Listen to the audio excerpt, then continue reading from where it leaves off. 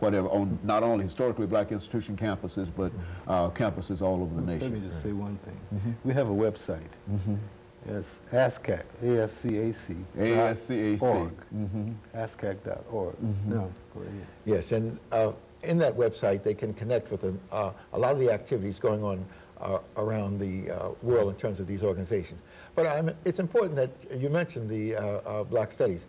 I was one of the founders of the Black Studies movement in New York and also on the West Coast. I set up the Black Studies Department at San Jose State University.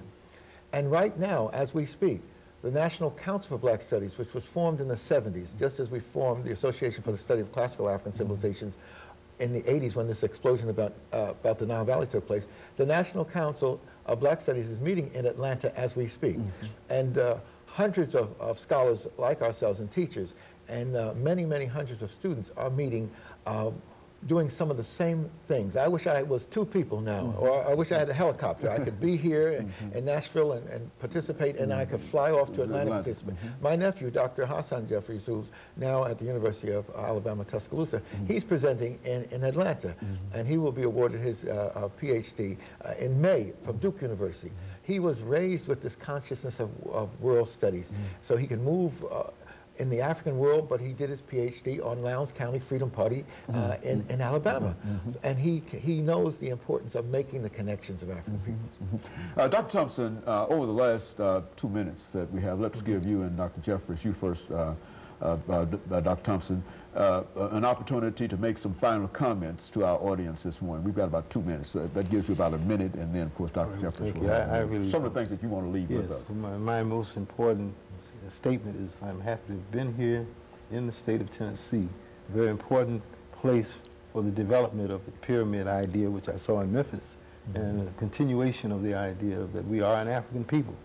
And I think that's most important. Dr. Jeffries. And I would like to say, as Frederick Douglass said, in struggling against enslavement, if there is no struggle, there is no progress. And we have to continue to struggle so that progress can be realized. And I would like to say that I want to thank you in Tennessee for inviting us, and because I was affiliated with a son of Tennessee, Alex Haley. I worked with Alex for 7 years and helped him develop the whole Roots program. And Alex showed that with perseverance and understanding, these enormous truths about us as world peoples can be revealed. And the whole Roots phenomena is an example of African world studies.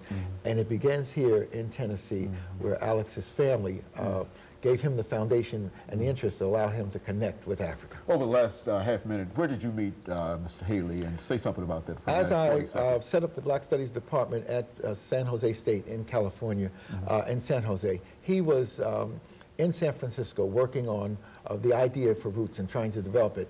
And he met some people who, because he had this great interest in reaching into Africa, who knew me and then my experience of going back and forth to Africa many times and studying. So we connected in 1971.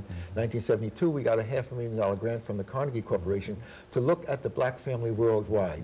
And we put on board teams of scholars that participated in this enormous work. So a great credit goes to Alex Haley, a son of Tennessee, for his contribution to African world studies. As well as you, Dr. Jeffries, and of course, Dr. Thompson. Let me thank the two of you for coming by and giving us that information, and let me encourage our audience to tune in again next week for another informative edition of Comments. Thank you and good morning.